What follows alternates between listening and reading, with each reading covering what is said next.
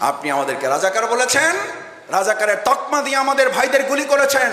আমাদের সৈয়দ ওয়ালিউল্লাহ মুকাদ্দেস কোথায়, আপনাকে বের করে দিতে হবে। তাদের কবর কোথায় যদি থাকে তা বের করে দিতে হবে। আমাদের জাকির কোথায়, বের করে দিতে হবে।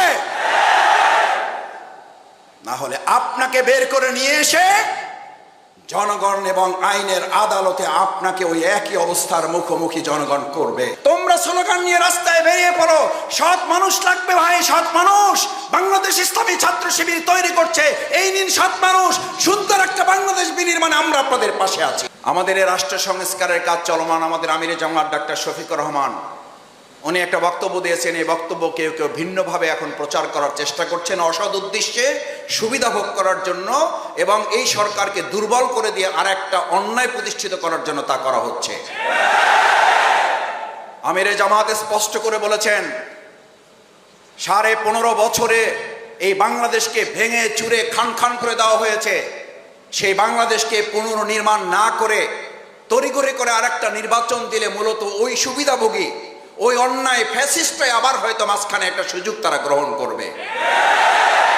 আমাদের একতার অর্থ যদি কেউ মনে করেন বাংলাদেশ ইসলামী ছাত্র শিবির, বাংলাদেশ জামাত ইসলামী জনগণের ভোট, গণতান্ত্রিক অধিকার এবং দেশের মানুষের ভালোবাসা এটাকে ধারণ করতে সক্ষম নয়, তাহলে তারা বোকার স্বর্গে বাস করছেন।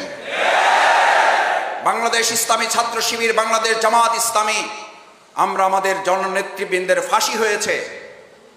আজকে এই পুরো আন্দোলনে যেমন শহীদ হয়েছে মাওলানা দেলোয়ার হোসেন সাইদি রাহিমাহুল্লাহ শহীদ, তার শুধু ফাঁসির ঘোষণার দিনে এদেশের ছাত্র সমাজ প্রায় 2.5 শতাধিক ছাত্ররা শহীদ হয়ে প্রমাণ করেছে এদেশের ছাত্র সমাজ এবং জনতা এই দেশের ইসলামপন্থী দেশপ্রেমিক সাথে কত অঙ্গাঙ্গিভাবে তারা জড়িত রয়েছে। গোটা পৃথিবীর ইতিহাসে চ্যালেঞ্জ করে বলে রাখছি, কান খুলে শুনে রাখুন, তারা এমন একজন নেতার নাম বলুন, ফাঁসি কার্যকর নয়, শুধু ফাঁসির ঘোষণা দিলে 2.5 শতাধিক ছাত্র জীবন দিতে পারে, এরকম একজন ভালোবাসার মানুষের নাম পারলে আপনারা বলুন। আমাদেরকে ভালোবাসার ভয় দেখাবেন না, আমাদেরকে জনসমর্থনের ভয় দেখাবেন না। বাংলাদেশ জামাত ইসলামী, ইসলামী ছাত্র শিবির এদেশের জনগণের ভালোবাসার জনসমর্থন না থাকলে আপনারাই স্বীকার করবেন, এদেশের জনগণ স্বীকার করে বাংলাদেশ জামাত ইসলামী, ইসলামী ছাত্র শিবিরের পরে যে স্টিম রোলার চালানো হয়েছে, এটা যদি অন্য একটা সংগঠনের উপরে চালানো হতো তাহলে চোখে তো দূরের কথা, মাইক্রোস্কোপ দূরবীন দিয়েও এরকম একজন সমর্থককেও তাদের খুঁজে বের করা যেত না। আর সেই জামাত ইসলামী, ইসলামী ছাত্র শিবির মাইক্রোস্কোপ আর দূরবীন তো পরের কথা, বুক ফুলিয়ে আমাদের নেতারা ওদিকে জীবন বাজি রেখেছেন, ফাঁসির মঞ্চে গিয়েছেন হাসতে হাসতে। রাজপথে আমরা একাধিকবার জেল থেকে বের হয়ে আবার রাজপথে মিছিল করে জনগণের পাশে ছিলাম। এখানে তোমরা যারা আছো একাধিকবার জেলে গিয়েছে, এমন আছো জেলখানায় যাওয়ার পরে তারপর সাথী হয়েছে। আমার সাথে দেখা হয়েছে, বুক মিলিয়েছে। মাসুদ ভাই, আগে টুকটাক দুর্বল ছিলাম, শেখ হাসিনার প্রতি কৃতজ্ঞ। এই মহিলাটা জেলখানায় ঢুকানোর পর আমার মধ্যে যে বারুদ তৈরি হয়েছে, আমার মনে হয় বের হয়ে যে সাথী হবো একসাথে, নাকি সাথী না হয়ে সদস্য হয়ে যাবো। এই বলা লোক এখানে আছো, এই বলা লোক এখানেই আছো যে মাসুদ ভাই সাথীও হইতে চাই না, ডাইরেক্ট সদস্য। কারণ এই মহিলা যে বারুদ আমাদের মধ্যে যে অগ্নিগিরি তৈরি করেছে, কিছুই করেনি। আমি মেসে আছি, কোরআন পড়তেছি, হাদিস পড়তেছি, পড়াশোনা করছি, আমাকে এসে বলছে তুমি জামাত শিবির, তুমি জঙ্গি, তোমার দাঁড়িয়ে আছে। জামাত শিবির জঙ্গি আর রাজাকারের তকমা দিয়ে আপনি শেষ পর্যন্ত রাজাকার এবং স্বৈরাচারের তকমা নিয়ে দেশে থাকতে তো পারলেন না, চলেই গেলেন। আপনি শুধু বাংলাদেশের বিপদ না, গোটা পৃথিবীর বিপদে পরিণত হয়েছে। আপনি আমাদেরকে ঘর ছাড়া করতে চেয়েছিলেন, এখন আপনার পরিবারের সদস্যরা আপনারা নিয়ে দুশ্চিন্তায় আছে, আপনি যেন তাদের ঘরে গিয়ে আবার না ওঠেন। মনে আছে, দেখেছো ইন্টারভিউ তাদের।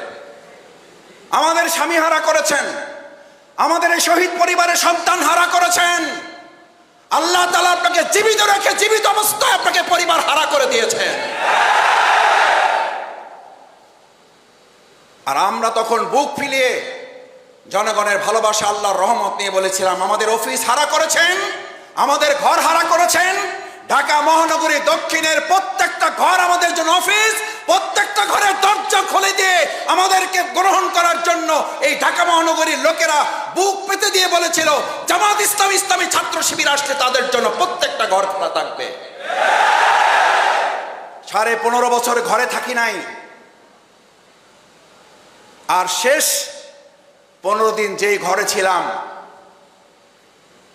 আমি বারবার বলতাম, ভাই আমারে ধরতে আসলে কিন্তু আমারে যা মারবে তার চেয়ে আপনারে বেশি মারবে, বুঝেন কিন্তু, বুঝেন কিন্তু। আমি জানি না পাশ থেকে ভাবি কিভাবে শুনছে। ভাই জবাব দেওয়ার আগে ভাবি তার পাশ থেকে, জানালার পাশ থেকে, দরজার পাশ থেকে বলছে, ভাই আপনার ভাই কি করবে জানি না, যদি আমার ঘরে কেউ অন্যায়ভাবে প্রবেশ করতে চায়, আমার এমনি 2টা দাঁড় একটা বডি আছে, আমি বলে রেখেছি, যদি আমার ঘরে প্রবেশ করতে হয়, যদি আইনগতভাবে আসেন ভালো, আর যদি অন্যায়ভাবে আসেন তাহলে আমার বডি এবং এই দায়ের নিচ দিয়ে আপনাদেরকে প্রবেশ করতে হবে। এইরকম মা, খালা, বাবা, চাচা, দাদা, নানি যে ভালোবাসা নিয়ে আমাদেরকে পাহারাদারি করেছে, সেই বাংলাদেশকে আমরা জীবন বাজি রেখে পাহারাদারি করব। আমাদের মীর মুগ্ধ আবু সাঈদ এবং আমাদের এই শাফি আলিফদের মতো আমরা আরেকবার জীবন দেব, কিন্তু বাংলাদেশ নিয়ে আর কাউকে সিনেমিনি খেলতে দেওয়া হবে না, আর চাঁদাবাজি রাজত্বে বাংলাদেশ ফিরবে না, হলে এবং বিশ্ববিদ্যালয় সন্ত্রাসের রাজত্ব আর চলতে দেওয়া হবে না। মীর মুগ্ধদের রক্তের সাথে বেঈমানি করবেন কেউ? আবু সাঈদের রক্তের সাথে বেঈমানি করবেন কেউ? এই Hanif community centre, Abu Sayeed Khokon community centre, জানি না তারা কই আছে, আল্লাহ ভালো জানেন। আলহামদুলিল্লাহ, তারা জাতির জন্য তৈরি করে রেখে গেছেন। ইসলামী আন্দোলনের খেদমতে এগুলো এখন ব্যবহৃত হবে। এই সমস্ত জায়গাগুলোতে 15.5 বছর একবার আল্লাহর ধ্বনি উচ্চারিত হয় নাই, 15.5 বছর একবার আল্লাহর প্রশংসা তারা করতে দেয় নাই, এই সব জায়গাগুলোতে একবার সুবহানাল্লাহ তারা বলতে দেয় নাই। আজকে আমরা সর্বশক্তি নিয়ে 15.5 বছরের কাফারা আদায় করার জন্য আল্লাহু আকবার, আল্লাহু আকবার, আল্লাহু আকবার। তোমরা আমাদেরকে বুলেট দিয়ে বুককে কাঁপিয়ে দিয়েছো, আর আমরা তোমাদেরকে নারায়ে তাকবীরের এই ধ্বনির আওয়াজ দিয়ে তোমাদের বুকে আগুন জ্বালিয়ে দেব। তোমরা পৃথিবীর যে প্রান্তেই থাকো, আমাদের এই দৃশ্য দেখবা, প্রতি সেকেন্ড একবার করে মৃত্যুবরণ করবা। আমাকে একজন বলেছিল, শেখ হাসিনাকে আল্লাহ বাঁচাইলো কেন ভাই? আমি বললাম যে ওই মহিলার প্রতি আল্লাহর আলাদা একটা পরিকল্পনা আছে, কারণ ওই মহিলা যদি মারা যেত একবার মরত, আর এখন সে মারা যাচ্ছে কয়বার? প্রতি সেকেন্ডে সে একবার করে মৃত্যুর মুখে পতিত হচ্ছে। এবং যতদিন আল্লাহ তাকে বাঁচিয়ে রাখবে, প্রতি সেকেন্ডে একবার করে মৃত্যুর মুখে আমরা তার অন্যায়ের প্রতিবাদে একটা করে সত্য, একটা করে ন্যায়, একটা করে ভালো কাজ এই দেশে প্রতিষ্ঠিত করে প্রতি সেকেন্ডে তাকে মৃত্যুর মুখে ঠেলে দেওয়া হবে। প্রিয় ভাইয়েরা, সময় নিতে চাচ্ছি না, সেজন্য সেখানে বলা হয়েছিল, তোমরা রাস্তা আটকে লাল কালি দিয়ে লিখেছিলে রাষ্ট্র সংস্কার চলছে, সুতরাং এটা বন্ধ হয় নাই, বন্ধ হবে না। আমিরে জামাত ডক্টর শফিকুর রহমান খুব সুন্দর করে কথা স্পষ্ট করেছেন, কেউ বিভ্রান্তি ছড়াবার চেষ্টা করছে। আমরা অনুরোধ করি, বিভ্রান্তি ছড়িয়ে জাতিকে বিভক্ত করবেন না। বাংলাদেশ জামাত ইসলামী জনগণের পাশে থেকে যে কাজ করছে, দেশ সংস্কারের এই কাজে আমাদেরকে সহযোগিতা করার আহ্বান জানাই, অনুরোধ করছি। রাষ্ট্র সংস্কারের প্রথম ভিত্তি হচ্ছে রাষ্ট্র, তারও প্রথম ভিত্তি হচ্ছে ব্যক্তি। মুহাম্মদুর রাসূলুল্লাহ সাল্লাল্লাহু আলাইহি সাল্লাম সোনার মদিনা করেছেন। সোনার মদিনা আগে না সোনার মানুষ আগে? সোনার বাংলা আগে না সোনার মানুষ আগে? যাদেরকে দায়িত্ব বসিয়েছে তোমরা ছাত্র জনতা, প্রধান উপদেষ্টা অত্যন্ত বিনয়ের সাথে বলেছেন, আমরা দায়িত্বে বসে নাই, তোমরা আমাদেরকে আহ্বান করেছো তাই আমরা দায়িত্ব নিয়েছি। সুতরাং ছাত্র জনতার এই দায়িত্ব গ্রহণ করতে হবে। রাষ্ট্র মেরামত, রাষ্ট্র সংস্কারের যে লাল স্লোগান দিয়ে জনগণের সাময়িক কষ্টকে তোমরা সাদর আমন্ত্রণ জানিয়ে বলেছিলে, এবং জনগণ তোমাদের এই লাল কালি দেখে গাড়িটা সাইড করে দিয়ে হেঁটে গিয়ে তারপরে তোমাদের সাথে বুক মিলিয়ে বলেছিল আমরাও এই সংস্কার চাই। আজ আর গোটা সংস্কার নয়, আজকে গোটা বাংলাদেশটাকে আরেকবার নতুন করে সুন্দর করে সংস্কার করতে হবে। এই সংস্কারে আমরা তোমাদেরকে শেষ অনুরোধ করতে চাই, ভাইয়েরা, আমার প্রিয় ছোট ভাইয়েরা, আমাদের সময়ও বলতে হবে শেষ, কারণ আমাদের আর তেমন কিছু দেওয়ার নেই, আমাদের আর নেওয়ারও কিছু নেই, দেওয়ারও কিছু নেই, কিন্তু তোমাদের আছে। আমার এখন ইচ্ছা করে এই সুন্দর নতুন স্বাধীন বাংলাদেশে আবার তোমাদের বয়সে যদি ফিরে যেতে পারতাম, আবার যদি স্কুলে যেতে পারতাম, আবার যদি কলেজে যেতে পারতাম, তাহলে স্কুল কলেজগুলোতে হাত তুলে তুলে সাধারণ ছাত্রদেরকে একত্রিত করে বলতে পারতাম, এসো হে তরুণ মুক্তির মোহনায়, এসো হে তরুণ। মীর মুগ্ধ যেমন বলেছিল, পানি লাগবে ভাই, পানি লাগবে। আমরা স্কুলের আঙিনা, বিশ্ববিদ্যালয়ের চত্বরগুলোতে, হলের ব্লকগুলোতে গিয়ে বলতে পারতাম, সৎ মানুষ লাগবে ভাই, সৎ মানুষ লাগবে। আছে বাংলাদেশ জামাত ইসলামী, ইসলামী ছাত্র শিবিরের কাছে আছে। আজকে যে দায়িত্বে যারা আছেন অন্তর্বর্তীকালীন সরকার, তাদের সবচেয়ে বড় সংকট, তারা বলছেন ভাই কি করব, ডানে তাকালে দুর্নীতি, বামে তাকালে দুর্নীতি, সামনে তাকালে দুর্নীতি, পিছনে তাকালে দুর্নীতি, একটা ভালো জায়গা পাওয়া যাচ্ছে না। সুতরাং আপনারা আপনাদেরকে সহযোগিতা করেন। এই সহযোগিতার সবচেয়ে বড় দেয়াল হিসাবে বাংলাদেশ ইসলামী ছাত্র শিবির এখন থেকে মীর মুগ্ধর সেই পানি লাগবে ভাই, পানি লাগবে অন্তর প্রশান্তি করেছিল।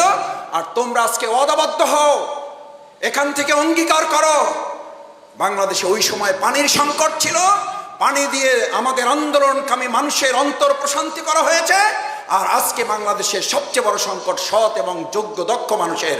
তোমরা স্লোগান নিয়ে রাস্তায় বেরিয়ে পড়ো, সৎ মানুষ লাগবে ভাই, সৎ মানুষ।